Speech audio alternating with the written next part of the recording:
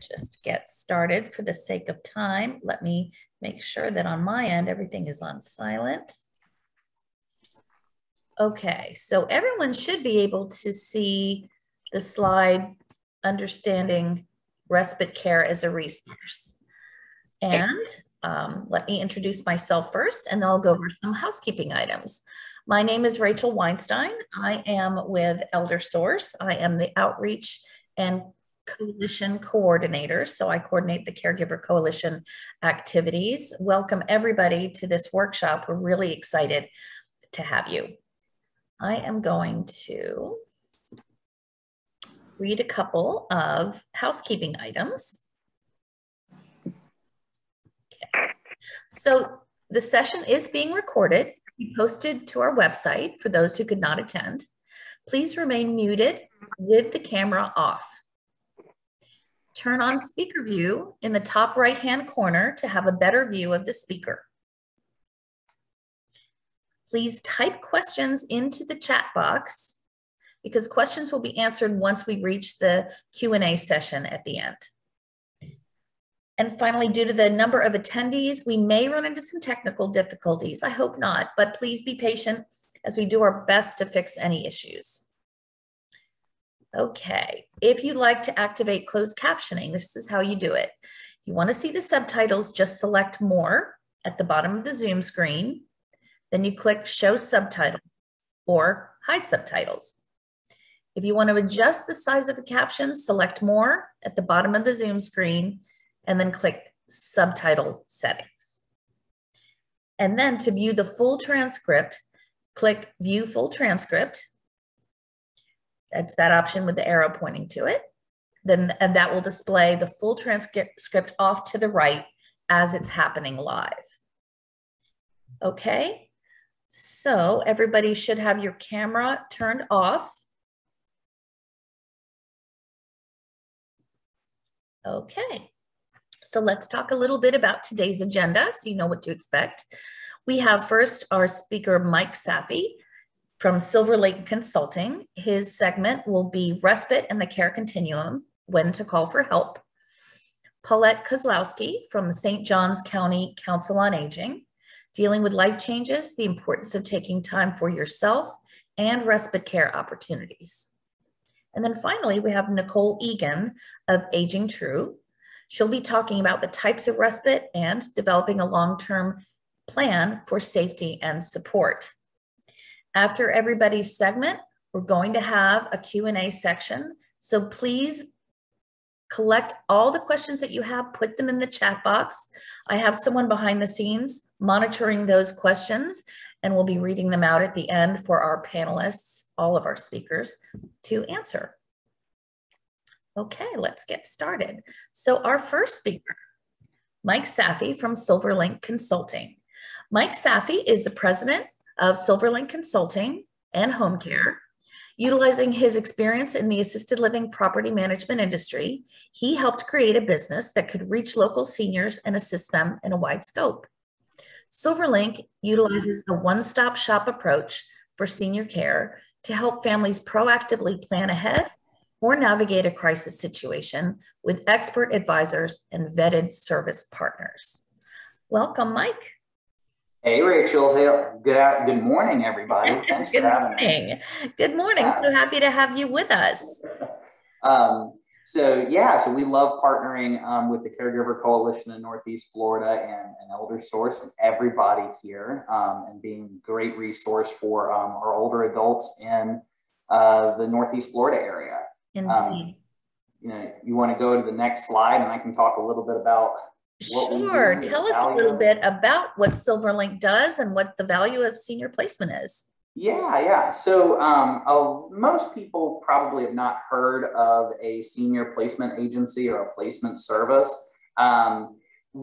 Basically, I like to tell everybody our company is like a combination of social workers mixed with real estate agents. Our job is to come in there and help navigate the long-term care process for older adults. Basically, figuring out where they're at in the continuum of care and helping them find the right services and the right type of care for that moment. Our placement company, SilverLink Consulting, is focused mainly on helping older adults find independent living, assisted living, and memory care type retirement communities. We also work pretty well with the hospital system for, as Rachel mentioned, when somebody is in a crisis, when your loved one falls and breaks a hip or has a hospitalization. We like to help them navigate the rehabs and basically just help them through the entire process from, major healthcare incident to happy with care and getting everything that they need. Wow.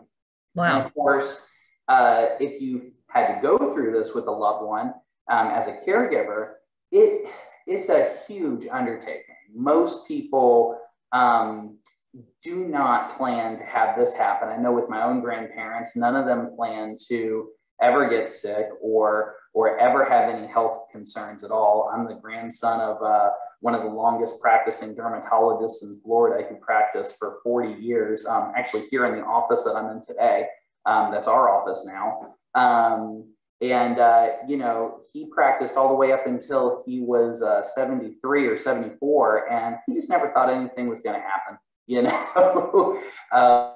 unfortunately, when he started to get sick and have some chronic issues health-wise, we just saw the need and the concern for, he was on 24/7 care with a home care company for a little while. My aunt lived with him for a while.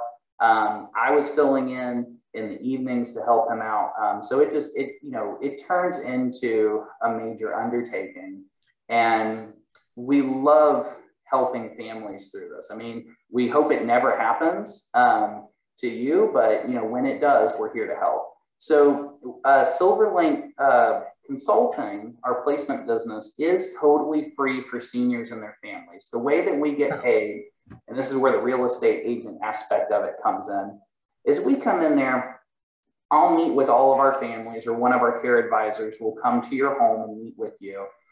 We go over all of your activities of daily living, basically your loved one's routine, what they need assistance with, how they're getting that assistance currently. We go through their budget.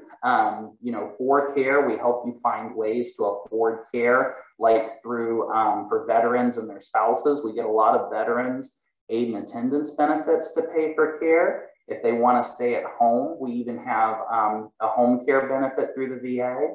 And then, of course, we partner with people at Elder Source to even help get them on Medicaid eventually, if they qualify for that.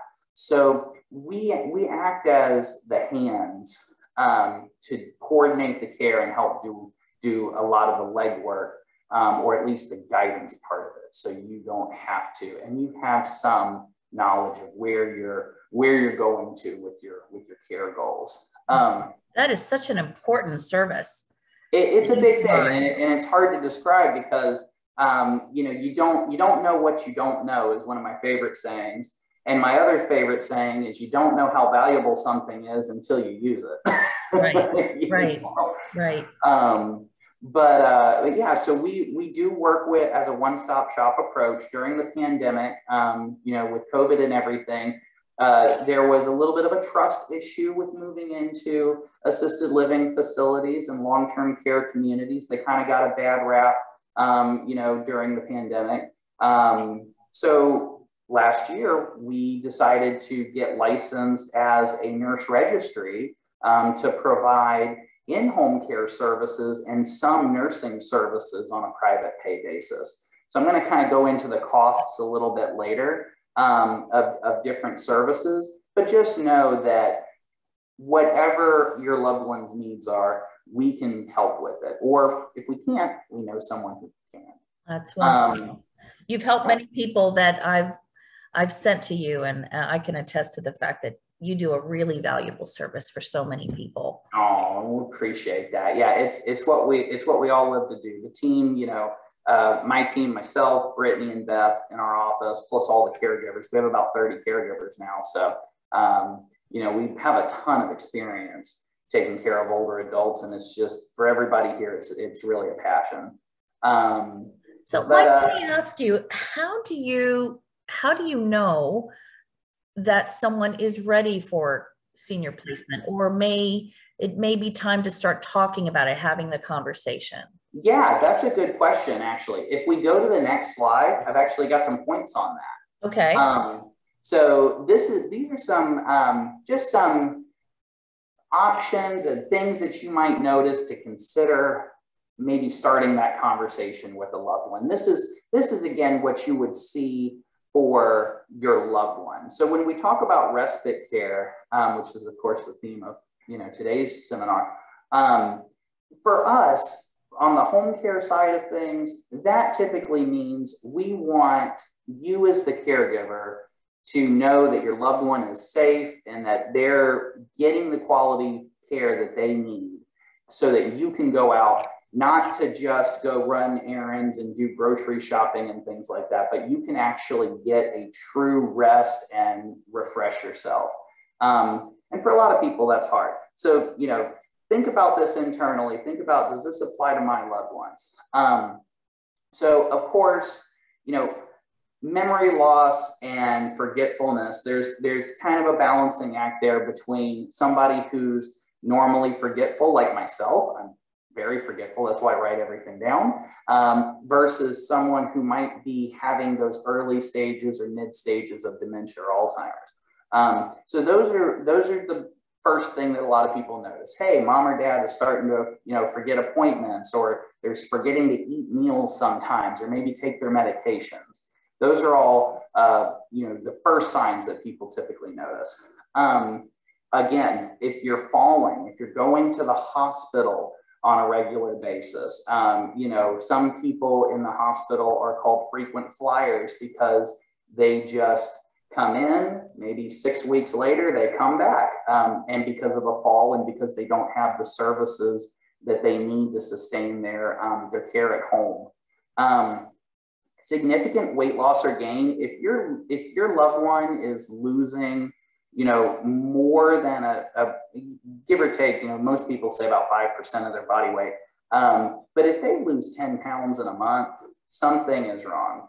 And same way, if they gain quite a bit of weight quickly, we look at that to make sure that our loved ones are eating appropriately, that they're getting the right nutrition. Again, when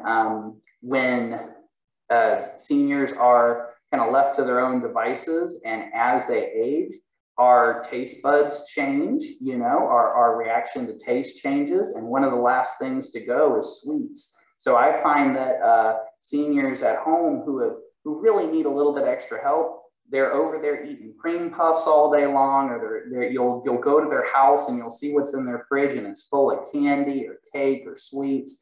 And, obviously with the way the country is right now, there's a lot of people who are at risk of diabetes. There's a lot of people who are at risk of heart disease and things like that. So we want to make sure that they're getting the right nutrition as well.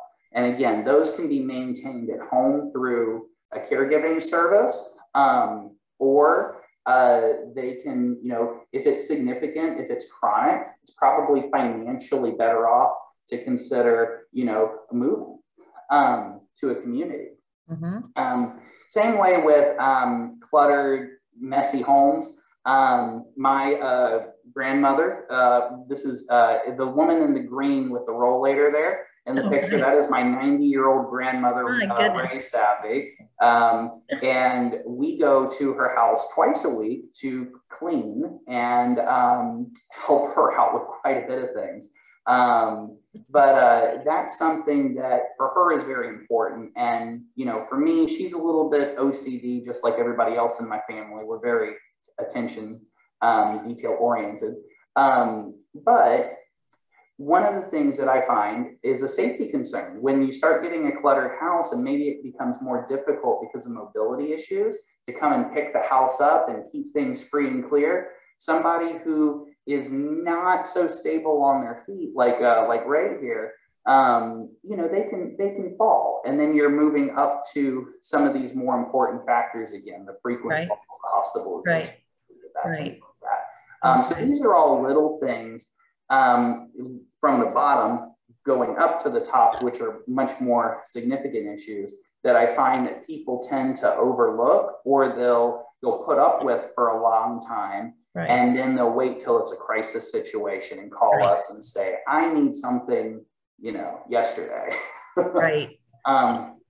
And when it comes to respite care, again, you know, the idea is it's the beginning of a proactive approach, you know, getting some help in there, either at home or maybe taking breaks for the caregiver's sake, so that you avoid that caregiver burnout. Exactly. So that it actually brings me to the question about what about the caregiver? What can the caregiver do when they need help? How do they? What are some signs that they need help? So let's go to the next slide and take a look at that. Okay. So these are just some really basic ones, and they, you know, I want to kind of preface this. So this is Rachel's area of expertise as a grief counselor. You know, Rachel, I'm very high energy and talk fast. Rachel has a way of calming people down. I know she does that to me for me regularly. You know, when we're talking about all of these signs to consider help from a caregiver viewpoint, I want you to just kind of think internally and see if this applies to you. You know, what I tell myself is you got to have a board meeting with yourself, because we're very good at compartmentalizing things as caregivers.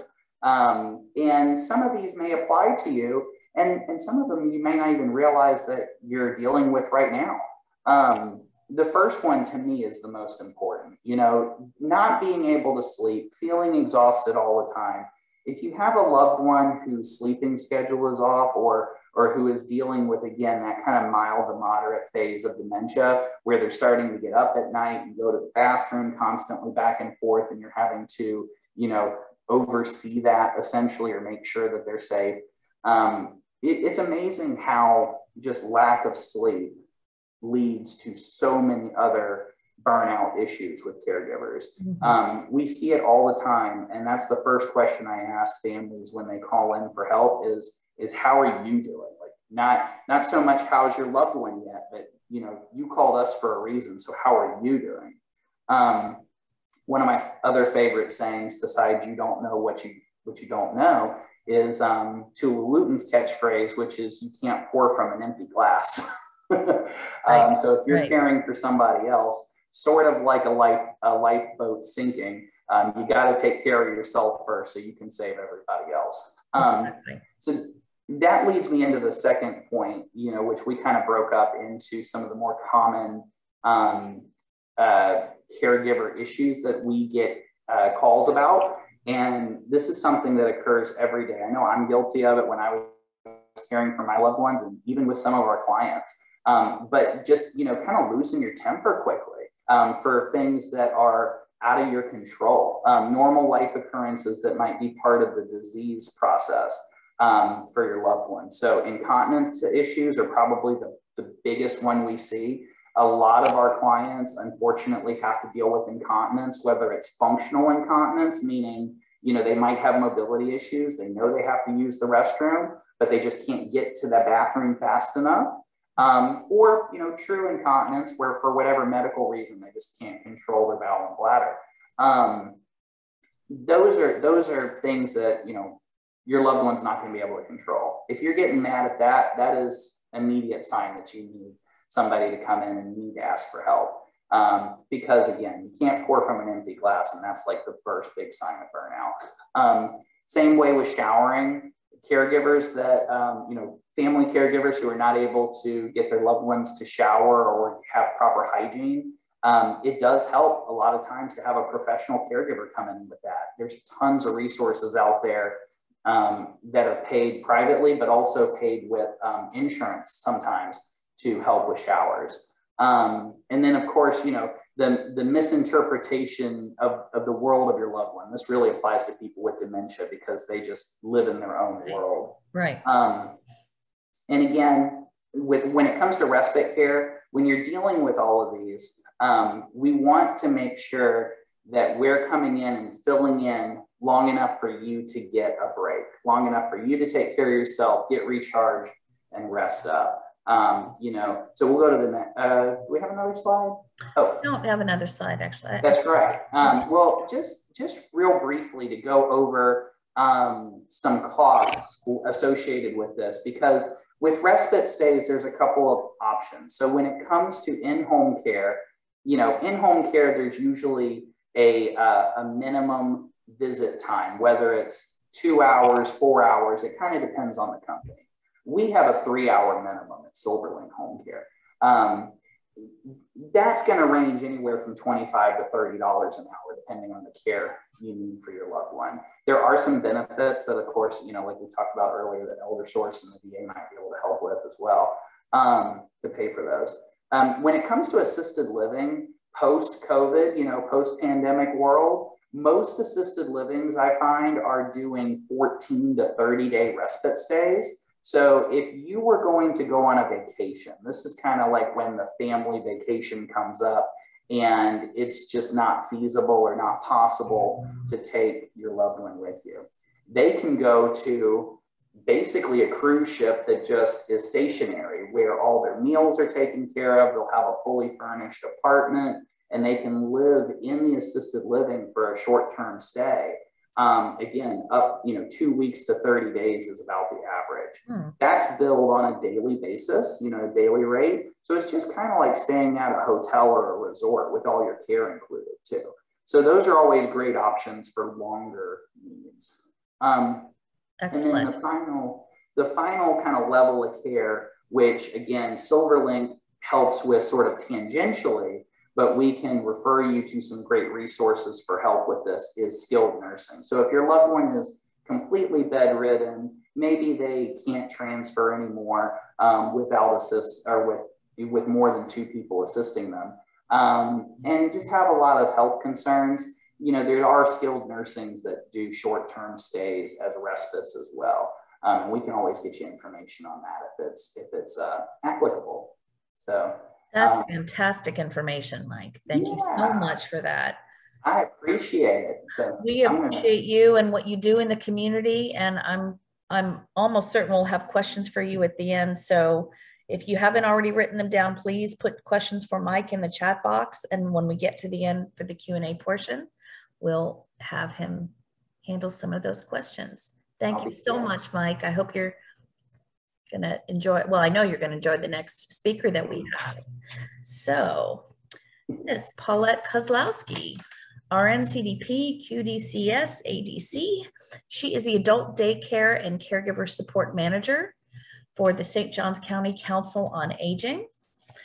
Paulette is a certified dementia practitioner, registered nurse, and a certified activity director for the St. Johns County Council on Aging. She has 25 years experience working in neurology and specializing in the care of persons with brain disorders, including dementia and their caregivers. With the assistance of the Council on Aging, she opened the St. Johns County Council on Aging Sunshine Center Adult Day Healthcare in 2003. And started the Community Caregiving Program for caregivers in 2012. Welcome, Paulette. You're going to be talking about dealing with life changes, the importance of taking time for yourself, respite care opportunities, such an important topic. Thanks, Rachel, and thank you for the opportunity to speak today about this important subject of dealing with life changes and the importance of taking time for yourself as a caregiver and the respite opportunities that await you if you haven't already taken part in some of those. Next slide. So let's start with, why is it so important to take respite time? Let's talk about before dementia. Our life seemed fairly well balanced. At least we tried to keep it well balanced so that we, if we had bills to pay, as many of us do, and anything that we feel is necessary in life usually has a price tag to it, we would balance that through work and savings and retirement funding and Social Security. With our household, we always have the demands of housekeeping, whether it be in or out of the home, outdoors, lawns to mow, and also the upkeep of your home itself. And so we balance that with sharing chores. If you lived with someone else, such as a spouse, you might share those chores. If you were living alone, you might hire some of that done, a handyman, so to speak. We all know that life isn't a bowl of cherries, and so there's always going to be some hard times. So we balance the hard times with the good times by making sure we have time for ourselves, that we spent time with our friends and others. So once dementia happens, once a brain disorder affects the family dynamics, this leads to an imbalance. Whether you were living alone and now suddenly came in to live with mom or dad to help them out, or vice versa, they may have come into your home, or whether your spouse develops a dementia, the dynamics change. And as you can see from this illustration, the caregiver load increases as the disease progresses. Your loved one is no longer able to do as much for themselves, and so the caregiver has the burden, a heavier burden to carry. This leads to poor health and stress and anxiety for the caregiver. Next slide. And so we developed the community caregiving program and offer respite care opportunities to help guide the caregiver back into balance, to regain that peace and harmony in your life. We don't expect you to do this alone, and so we're here to help you. So next slide. So for caregivers whose loved one has been diagnosed or is showing signs of dementia or other brain disorders, and who are facing problems and just need someone to talk to, or if you're just not sure what to do next, this program's here to help, and it's a free confidential service for families. Next slide. The community caregiving offers the building blocks for successful caregiving. So to begin with, we start with a needs assessment. Everyone's life is a little different. Everybody's situation is different. And so you meet with the dementia care specialist. This could either be on the phone, in person, or on Zoom to determine your individual needs. We look at how much education have you already had and how much education do you need, especially in the terms of dementia and what your loved one, the changes that they're going through. This helps you better understand and deal with those medical, physical, and psychological changes that both you and your loved one are going through during these hard times. We look at your support system. How strong is it? We want to make sure you have enough help from others to be able to manage this well. Our goal is to try to keep families together as long as possible, to keep loved ones able to live in place as long as possible. And sometimes that takes a team. So at-home care is not always possible, but as long as we can, we like to promote it. We also want to look at are you a member of a support group? Support groups really offer caregivers a great opportunity to meet others that are going through very similar situations. And you also learn from others who've been through those experiences. So it's just a great complement to the educational aspect of the program. And so to help build that support system and make sure you're getting the time off that you need, we provide respite opportunities and also introduce you to other respite opportunities in the community. This provides you as a caregiver time to rest and enjoy and recharge your life so that you can continue being a successful caregiver. Next slide. Our support groups are held in 3 different areas right now. In St. Johns County, we're in St. Augustine, we're in Ponte Vedra, and in Nocatee. And for those unable to meet those areas or times, we also offer it available on Zoom. And so the 1st and 3rd Tuesdays of the month and the 2nd and 4th Thursdays are Zoom days for us. Next slide. So let's look at your loved one.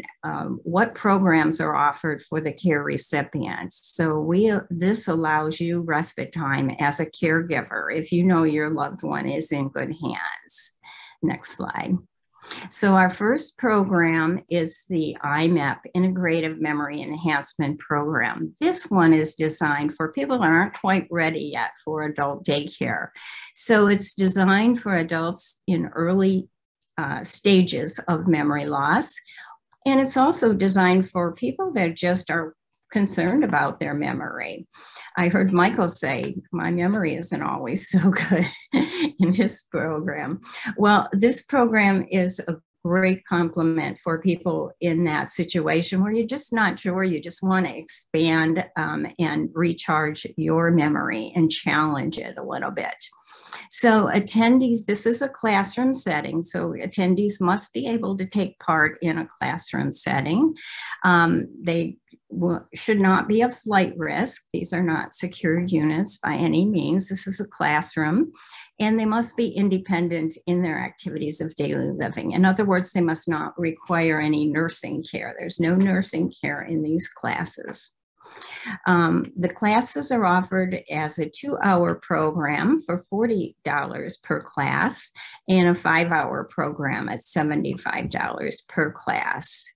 So if you have any questions or are interested in finding out more about the Integrative Memory Enhancement Program, you can contact Catherine Tupper, our manager, at 904-729-9535. And at the end of this, I can assure everyone that at the end, I'll be sending your contact information, all of our speakers, their contact numbers and websites and so on. Okay, wonderful. And we're also funded in part by the United Way. Both this program and the next one that you'll see are adult daycare. So these are your United Way dollars working hard. So our independent integrative memory enhancement programs locations are in Nocatee, Ponte Vedra, Fruit Cove. St. Augustine has 2 areas, Anastasia Baptist Church and the Riverview Club. And we are always expanding. So if you don't see your area listed here, you can contact Catherine Tupper and find out if there are plans in the future for expanded. Okay, next slide. So this is a little introduction to our adult day health care.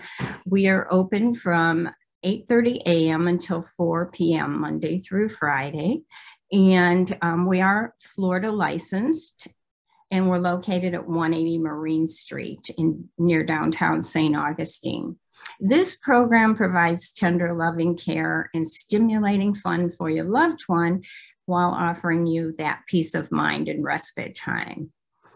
The fee for a service such as this is $15 per hour. There's a 5-hour per day minimum. Government assistance may be available to you to cover the costs, and you can apply through ElderSource for that request. We're also VA approved. And so if you are a veteran and go through their system, they will pay up to 5 days per week for adult daycare.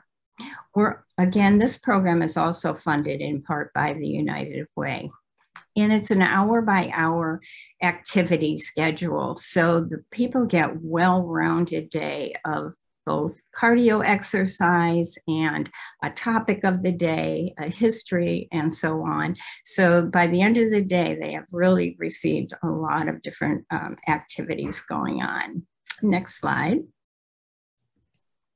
So other services that are offered through the COA that may be very helpful for caregivers. If you have applied for government assistance, a subsidized program through ElderSource, and you have been accepted for that, chances are you will receive a call from our case management from the Independent Living Services.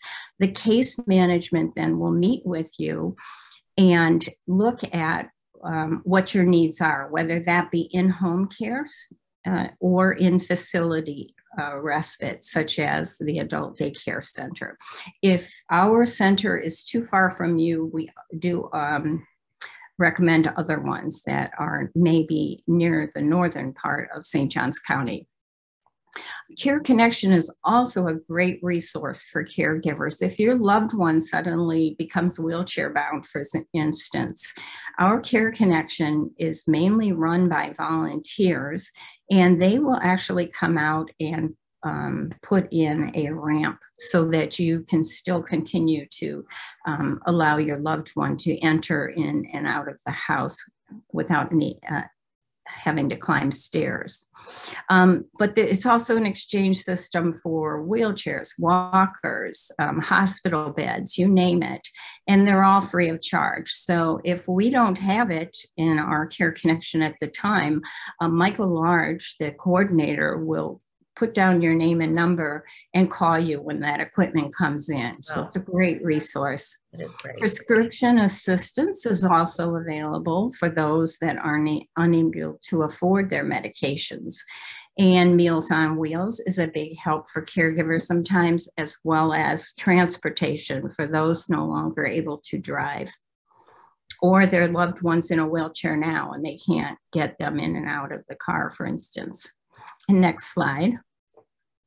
And so once you have found that much needed respite time and developed a support system to be able to take that much needed time, we want you to know that there are 6 senior centers in St. Johns County, and they offer the lifelong learning and, most importantly, relaxation techniques, health and wellness, a lot of fun and socialization. So sometimes caregivers are so involved with the care that they're doing that when they finally do get the time, they're not quite sure what to do with it. Well, this is a nice option for you to take advantage of. Our centers are located in Ponte Vedra, the Players, in Nocatee through the Flagler Health Plus building, in Trout Creek, Hastings, and we have 2 in St. Augustine, the Coastal Community Center and the River House. Next slide. So if we can't help you with the situations you have, we also make sure that we are partnered with all of the major industries or organizations in St. Johns County. And so Elder Source, we definitely make sure our caregivers are aware of and all the wonderful things they do for caregivers. The VA, St. Johns County Legal Aid, and also the Alzheimer's Association and Alzheimer's Foundation of America, as well as the respites and palliative cares that are available in the county. Next slide. So the main takeaway from all of this is if you're a caregiver caring for someone with dementia, we want you to know you do not have to face this dementia alone. Your community is here for you. So please feel free to contact us at any time. And that's our main number on the screen, or you can do caregiving@stjohnscoa.com. Thank you. Thank you so much, Paulette. That was so informative. I learned a lot. Thank you. That was a wonderful presentation. Sure. Looking forward to the Q&A part. Remember to put those questions in your chat box for Paulette, and she will answer them afterward. So our next speaker, allow me to introduce Nicole Egan.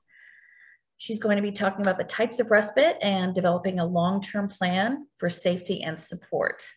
Nicole is the Director of Care Services at Aging True. She currently oversees all grant-funded community-based care coordination at Aging True for both Duval and Clay County. Welcome, Nicole. Good morning. Thank you, Rachel. As stated, I'm Nicole Egan, Care Services Director with Aging True.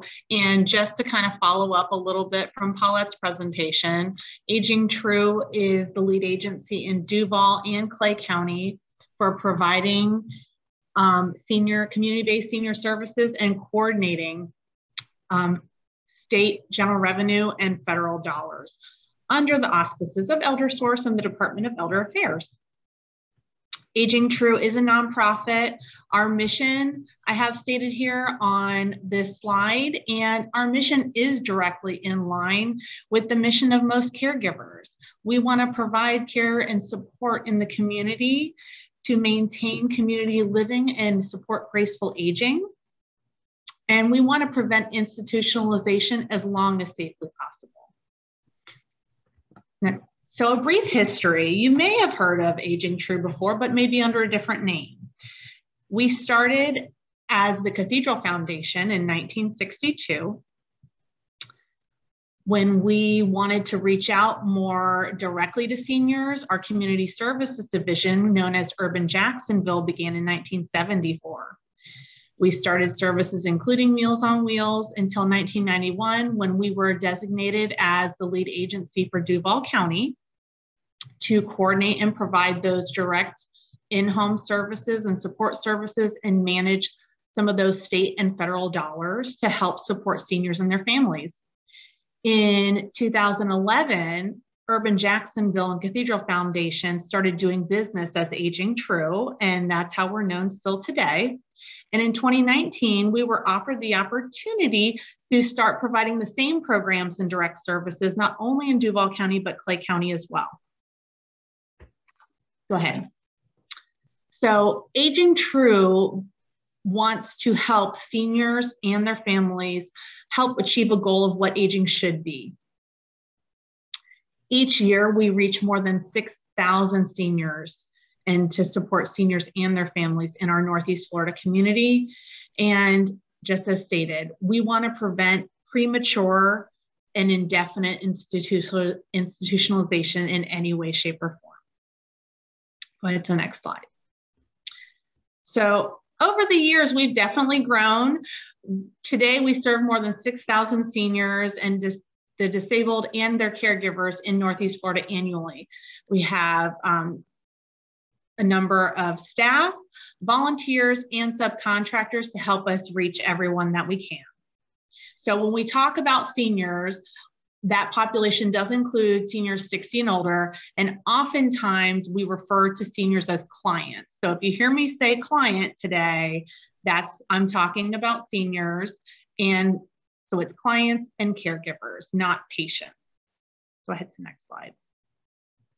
So in addition to providing in-home services directly, like respite that we're talking about today, and in-facility respite, like we're talking about today through an adult daycare center, Aging True also is the Meals on Wheels provider for Duval and Clay County. We have a very broad mental wellness program. We offer daily money management, and we are contracted with a network of providers who we monitor to extend those services for those we can't reach. Go ahead to the next slide. All right. So I've highlighted here a number of different caregiver programs that we offer at Aging True. Through our caregiver programs, one of our biggest benefits is caregiver training and education. So we have case managers and counselors to help guide caregivers who need the help to maintain the community living and get them through some of the hard times and changes in healthcare. We also have caregiver programs for seniors who are acting as caregivers for adolescents up to the age of 18. That's our RAPJACS program, Relatives Acting as Parents, which I know isn't the main focus of today, but I thought I would mention it because it is still a very important caregiver program we have. In addition to some of the other services that we can offer through the caregiver support programs, we can, in addition to the in-home respite or in-facility respite, we can offer home modifications, consumable medical supplies, daily money management, mental health and wellness. Go ahead to the next slide. So respite, what is respite? We've already kind of heard a lot about it today. And of course, it's providing the supervision and care needed to the client, but overall to give that caregiver a break. We know how important caregivers are, how central they are to seniors remaining at home independently where they want to be for that quality of care. There's two types of respite that I want to go over today: in-home respite and in-facility respite, which we've kind of heard a little bit about both. Go ahead into the next slide. There's some things to take into consideration when kind of going over what option is best for you. In-home respite will be provided in-home, one-on-one. A designated home health aide or trained volunteer will come out to the house and be assigned to your loved one to provide the caregiver a break. In-facility respite is going to be provided most likely through an adult daycare center, a licensed adult daycare center, where transportation is going to have to be coordinated or maybe set up by the caregiver. And the transportation, the facility has designated operating hours. They're open throughout the year. They have consistent staff. So in-home respite, we have to also plan for emergencies more frequently, because if it's just one-on-one, there might be an emergency. The traffic's making the home health aide run late, right? Maybe they're sick and there's a call out.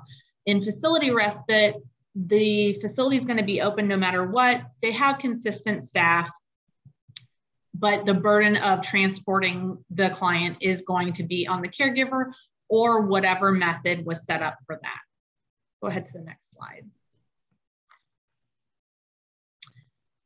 Aging True is contracted for respite. In addition to providing in-home respite and in-facility respite on our own, we are contracted with a network of preferred providers who we monitor on an ongoing basis.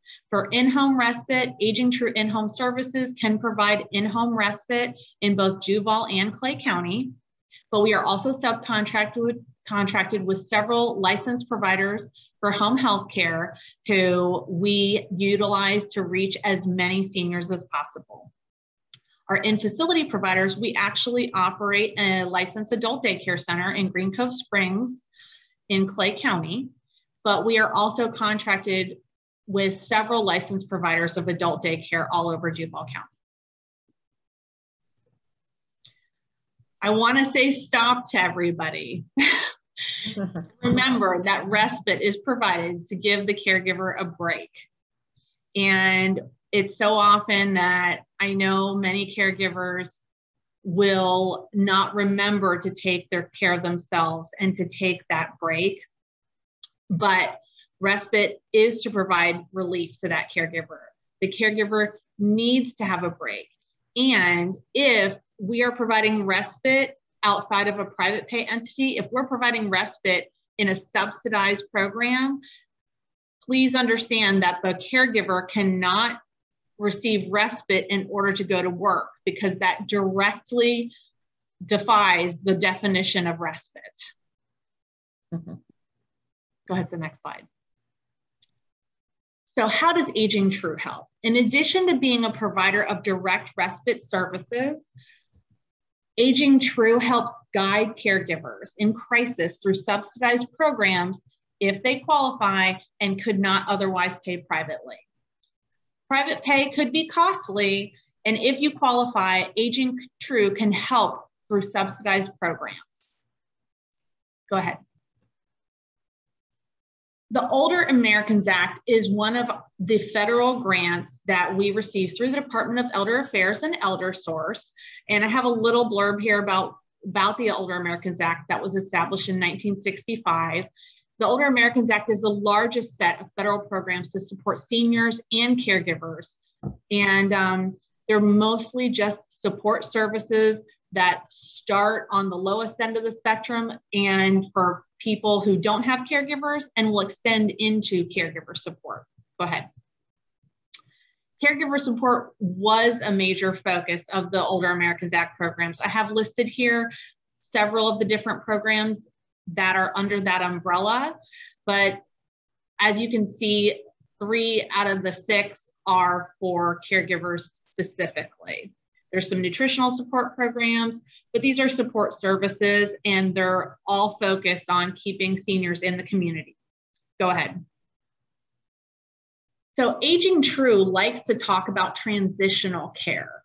Aging True utilizes the Older Americans Act funding, such as 3B and 3E, to fund crisis services for high-risk individuals. When I say high risk, I do mean individuals who are in crisis and at very high risk of being institutionalized indefinitely. So caregivers in crisis. If a caregiver is having a crisis with their own health, that's going to affect the status of the client or senior in need. We are utilizing some of these short-term funding sources. Aging True is utilizing some of these short-term funding sources to develop a long-term plan of support so that continued community placement can safely be achieved. Go ahead. So sometimes we will leverage some of those short-term programs to get that long-term plan of support, and some options for that long-term plan of support may include some of the state general revenue programs, which are case managed through the Department of Elder Affairs and the waiting list managed by ElderSource. Some of those include community care for the elderly, home care for the elderly, and the Alzheimer's disease initiative. All of these programs require that the clients are homebound. That means that they are no longer able to drive or no longer able to safely leave the home on their own without assistance. There are no income requirements for the community care for the elderly and the Alzheimer's disease initiative. The home care for the elderly program is low income, and I'll go over that in a minute. Active clients have in-home assessments. So the home care for the elderly program is specifically for caregivers. The client here, the caregiver must live with the senior who's 60 and older. There is no copayment required for this program. The caregiver must live with the client. The caregiver actually is the one who is supporting all of the physical, social, and emotional well-being for the client. And the benefit of this program, the main benefit of this program is a stipend that's paid each month. It's a $160 stipend for the reimbursement of the cost of care. In addition to, the caregiver will receive case management services ongoing. Go ahead. This next program, the Alzheimer's disease initiative. In order to be enrolled in this program, the individual must have a diagnosis of dementia. There is not an age requirement for this program because, as we have learned, Alzheimer's can be diagnosed at any age, not just when we become seniors. Go ahead to the next slide. Community care for the elderly is not a caregiver-focused program, but it is a program that still offers some of the benefits to caregivers, including respite. Go ahead to the next slide. Just to be clear, we're working on a long-term plan. Our case managers are always trying to maintain safety for the clients we serve. And in these cases I have listed here, we may not be able to serve people in our subsidized programs for the following reasons, because of those safety concerns. If an individual is bedbound and living alone, that's a safety concern. We will not be able to serve them in our subsidized program. An individual who lacks capacity and doesn't have a caregiver or a system of support. Maybe there are people involved, but the individual living alone needs 24-hour supervision, and that system of supervision is not in place, which would create an unsafe environment. So in order to receive respite, the proper supervision needs to be in place so that we may give the caregiver who is providing that supervision a break. Go ahead to the next slide. If you or someone you know needs a regular referral for services to Aging True, I have our main number. And if you want to go directly to customer relations, that's listed here. So please call us if you have any questions. This is the number for Duval and Clay County. Thank you so much. Thank you, Nicole. That was really informative. I so appreciate all of that information, and I'm sure everyone does as well. Thank you so much. So what we're going to do now is open it up for our question and answer section. Everybody, if you haven't already placed a question into the chat box, feel free to do so now. We have someone monitoring those questions, and she will be calling them out, and then whichever speaker would like to respond to that, you can make sure you're unmuted and answer that question. Okay, so I was reading the question in the chat, and there are a couple that are directed to certain speakers, so I will with those first. The first question is for Mike. Do you only support seniors or disabled on Medicare? So we try to stick to anybody that's 55 and up mostly, but we've helped, our youngest client ever has been probably 35, 36. So we do make exceptions. It just kind of depends. You know, like Nicole said, we have to make sure it's a safe environment and that we can take good care of that person, not just, you know, we can sustain them. For Medicare, so our company right now is totally private pay. We do help with getting the Medicaid benefit, but that is solely to be moved into like an assisted living community under the waiver program. So the assisted living community partner that we work with would handle the Medicaid at that point and take payment for it. We're hopefully in the future, we'll work on getting certified for Medicaid on our home care side too. Great. Thank you, Mike. The next question is for Paulette. Someone wanted to know, are your programs only for St. Johns County residents? No, the subsidized programs we cover St. Johns County, but for any caregiver anywhere, we are open to helping them. I have caregivers that have moved out of state, and we continue to work with them through our other community caregiving program. Okay, and then I have another question, I believe that was directed for you. How frequently would you expect a senior to participate in the IMEP classes? And is it repeating the same program, or is it always something new? That program is always something new. Each facilitator receives the pre-planned care plan for that particular day. And it's really up to the individual families to determine how often they need that time that their loved one attend. By that, I should also add that they do not have to have a caregiver. Some of these people that join that program still live alone and drive to those programs as well. So it really is individualized as to how many days a week they want to attend these classes, but each class is different and covers different parts of the brain and stimulating activities for that particular area of the brain. Okay, and then I think there was one more question directed for you, Paulette. Does the VA also cover the vet spouses? The VA covers our adult home care service, the VA covers our adult daycare service. For the spouse, if they are eligible for aid and dependence, we do send them to an assistance program that'll help fill out the paperwork for that type of service. Okay, and then I have a question for Aging True for Nicole. Someone wanted to know, does the Aging True Grandparent Program support grandparents younger than 60? This person says, could a 50-year-old who's a part of the RAPP JAX program, they work for a kinship caregivers program with caring for their grandkids to help prevent them from entering into foster care, but because they are under 60, she didn't know if they were eligible for that particular program or not. Okay, our programs are based on our state and federal guidelines or any individual contracts that we have.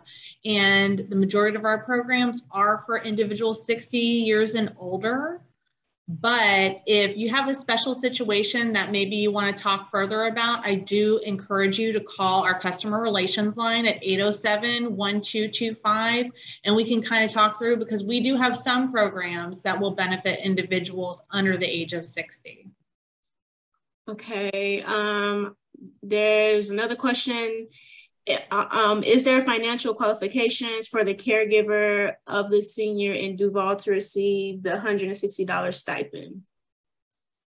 The eligibility for the HCE program, the eligibility for the HCE program, the financial eligibility that's being determined is based on the client, the senior's financial eligibility. And in order to be prioritized for the HCE program, an individual would have to contact ElderSource, and ElderSource will help with kind of determining that eligibility. And when funding is available, Aging True will open the individual to the HCE program, the Home Care for the Elderly program that provides that basic subsidy of $160 a month. Okay. Let me ask a question with that too. Go ahead. Just because I see a lot of elder law attorneys on the Zoom today, so they probably are wondering this. A lot of estate planning and elder law attorneys will assist with getting individuals qualified for benefits through ElderSource. I know we do it a lot with the Medicaid program, but if someone does do some type of asset protection to qualify for ElderSource, can they also qualify for those types of benefits through Aging True? Yeah, in order to financially qualify, is that what you're asking? Mm-hmm. Yeah, if you contact Aging True and the information you receive is, oh, well, in order to be eligible, you would need to be low income for this program. Some of the things that we're doing, as I stated in my presentation, is working to guide clients and caregivers if they have a question about eligibility. Frequently, some of these programs, they do have a financial component to them. And it might be that our case managers and counselors are working with our daily money management department to help individuals to connect to an elder law attorney, or even like SilverLink with Mike, and to help them to become eligible for any program that might be means tested or that has a low income requirement. Because it is, in our opinion, that individuals are spending down their assets as they age. Their income is remaining stagnant and their expenses are going up, normally due to health conditions, right? So Aging True, we are working with individuals, and the financial component is definitely present very frequently. So we are connecting individuals. There is normally a low cost to no cost for our services, but as I stated, some of those state general revenue programs have a 3% copay that's charged. But while we're working with the individual through those state general revenue programs, we might be working to get them into the state managed long-term care programs that have no copay associated with them while they're spending down. Okay, awesome. A couple. Hopefully that helped. Big shout out to Rebecca Berg and Carolina. I'll bet that was on their minds. I have a couple more questions. So, do you have programs to help financially strapped clients with emergency respite? I'm assuming that can go to any of the panelists. Emergency respite is a little tricky. I mean, we're very responsive, and that's a question that we work out with a lot of our clients. We mentioned the aid and attendance program. So for veterans that served during a wartime period and their spouses, there's some conditions on that. That's probably the best example of what can be used in an emergency situation. The only issue with it is that it does take quite a while for the VA to process those applications. So when we help clients who are using that benefit, we make sure that their intent to file is in very quickly so that it reserves their placeholder, because the VA is about the only benefit that we know of that will retroactively pay back. So the clients might have to spend something out of their own pocket, but they'll get retroactively paid back by the VA. So doesn't qualify for a lot of short-term respite stays, but if it's something that someone needs, you know, consistently, it's a great benefit to help pay for that. We also like to recommend hospice, both hospice palliative care and regular hospice setting, to set that up as part of your support system, because in cases like that, oftentimes the caregiver is eligible if, let's say they have to suddenly have some surgery done or are not able to care for their loved one for a certain short period of time. A lot of times the hospice is set up where they can provide respite care in facility, respite care for their loved one. And so it's a great backup for caregivers to feel a little bit more confident that in an emergency, they have that backup ready. Right. Okay. Next question, does the VA apply if the veteran's wife is the one with Alzheimer's disease? The aid and attendance program does. It's a lower benefit. I think it's about $1,300 a month still, but it applies for veteran spouses. Okay. Anyone else? Do you have recommendations for those who do asset protection? Most of the clients I have who need it cannot afford the services. So our legal aid, Megan Wall, is very helpful with helping seniors set that up. The person that she serves has to still be able to speak on their own behalf, the elder person. But it's a good backup to contact Megan Wall. She does this through legal aid without charge for seniors. Helps with advice, at least. Okay. And I think this is the last question that I see in the chat. This question is for Mike. Can you explain in more detail long-term vacation respite care? Yeah, so when you're talking about different types of respite care, it really depends on the setting that we're providing care in. So for home care, it's a lot easier to do short-term stays, you know, placing a caregiver in there for 8 hours or even, you know, 24/7 care for like a week or so is expensive. But if that's all you need, if you only need care for maybe a couple of days or a weekend or something, it's easier to go with home care and it's probably less expensive. When you talk about you know, having your loved one stay at an assisted living, you know, again, because of that 14-day to 30-day minimum, sometimes you're paying for services you might not need. So it depends on how long that caregiver is going to want to take that respite for. If it's anything more than 2 weeks, I would suggest the assisted living route.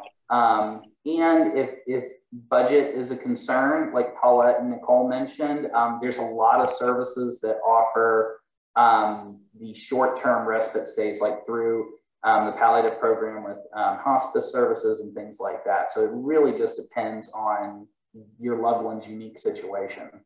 So we're here to help sort that through. Thank you, Mike. That's all the questions, Rachel. That's all the questions. Okay, so thank you so much for your questions. And of course, to the panelists for your answers. Everyone's going to be getting something that looks a little like that with contact information from everyone that you just heard from today. As well, my own contact information. I'm of course with ElderSource. I'm the Community Outreach and Coalition Coordinator. There is our address. I'll be sending this to everyone as well. A way to reach me by email, by phone, and the most important number, I think, is the toll-free helpline for ElderSource. Feel free to jot that down, share it. We've got some wonderful people answering our phones and directing you to the right place and person for help.